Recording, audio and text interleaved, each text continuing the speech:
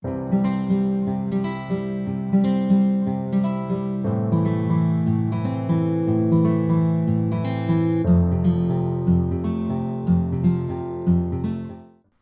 everyone and welcome back to the channel. We are carrying on with this gorgeous quilt kitten page from It's a Cat's World by Teresa Goodridge for Creative Haven as published by Dover.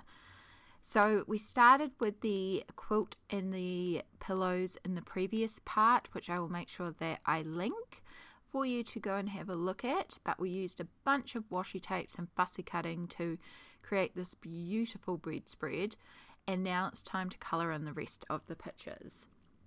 So I'm starting with my base colours for the background. I am using Koh-i-Noor Mondeluz Aquarelle pencils. I'm not 100% sure how to even pronounce it, but they are really cheap water-soluble pencils that I brought on impulse that have a surprising amount of pigment, and they worked really, really well for laying down a lovely background base colour.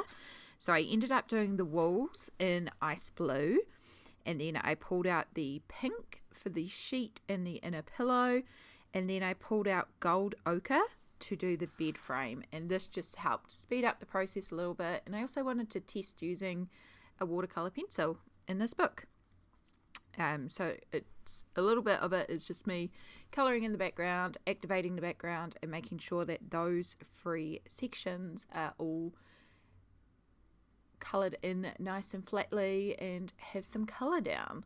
I really wanted to stick with pinks for the bed, and then I also knew I wanted to do like a metallic gold look for the bed frame, so blue for the background just came around naturally from that because it's a good balance between the three primary colours in one form or another.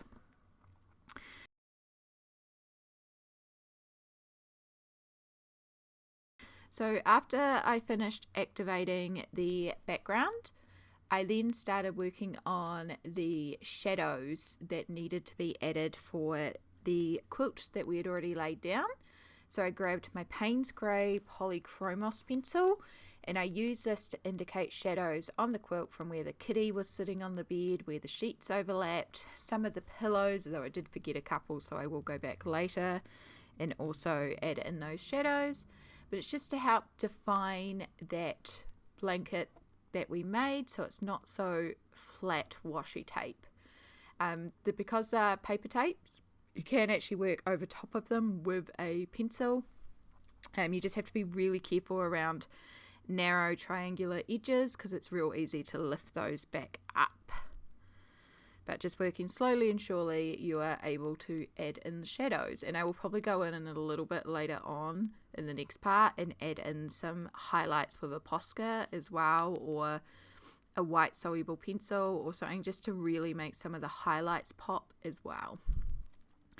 So then after that, I started working on the sheets for the bed, pulling out a couple of my Polychromos pencils. Again, I'm using that dark grey, the Payne's Grey, as my shadow colour, and I'm trying to keep that consistent throughout everything so that even though they're different objects, the shadows all tie in together. This is a common trick I use in my colouring pages to keep the shadow colour consistent across all objects.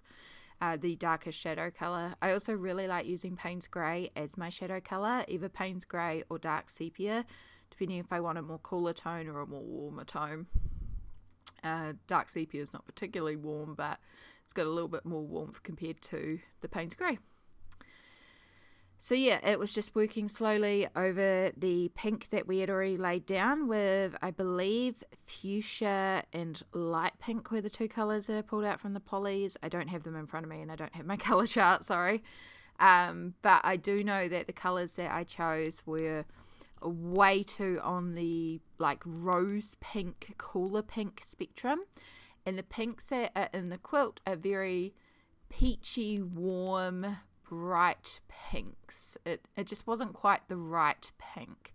So I did end up grabbing my medium peach colour afterwards and adding another layer on top of the medium peach just to help warm that back up and add in that slight little orange warm tone to the cool pink. And this really helped to balance it and bring it back together and make it look more like a cohesive set.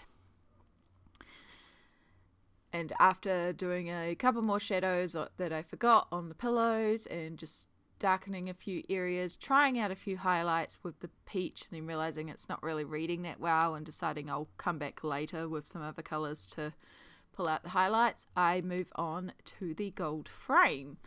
So I used to be really scared of doing non-metallic metallics. I used to always just pull out a metallic pen or a metallic pencil just to color it in quickly and be like, boom, it's gold. But I'm getting more confident in actually producing a metallic effect. And I'm realizing a big part of that is having extreme contrast between really darks and really lights and having really quick changes between the two.